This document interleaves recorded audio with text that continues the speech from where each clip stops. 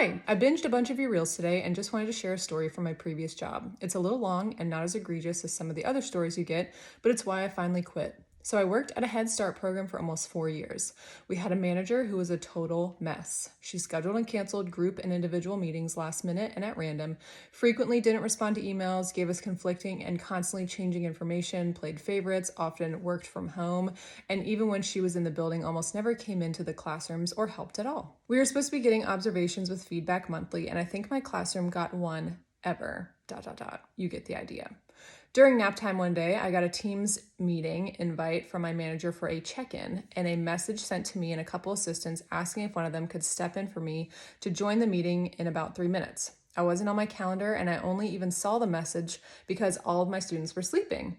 If any had been awake, I wouldn't and couldn't have been using the computer at all.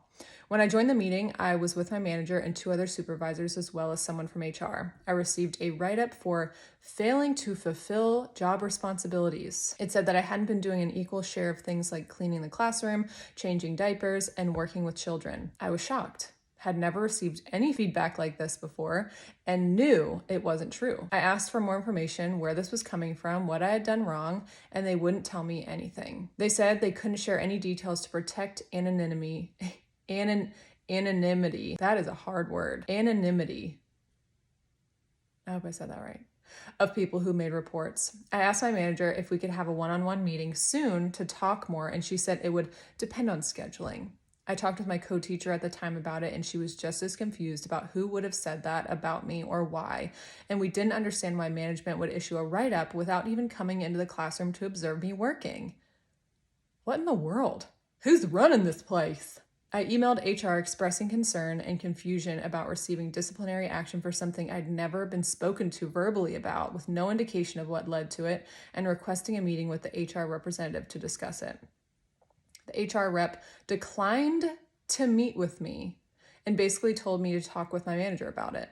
My manager went on personal leave a couple of weeks after that meeting and didn't bother to reach out to me in the meantime to meet like I had requested or give me any further feedback. Total radio silence. My dog's a psycho if you can hear her barking upstairs. HR said that I could write a statement commenting on the write-up or refuting it, and it would be stored in my file alongside it, but I didn't bother. I had already started updating my resume before I left that day. I made sure to be long gone before that manager came back from her leave.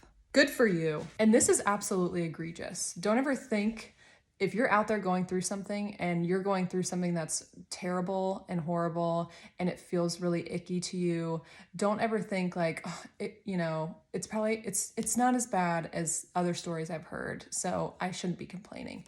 Complain. You have every right to complain in a situation like that. That is egregious. No communication, no heads up, that's insane. I'm so glad that teacher was able to get out, get away from that, just swamp monster of a manager, and I wish them nothing but the best.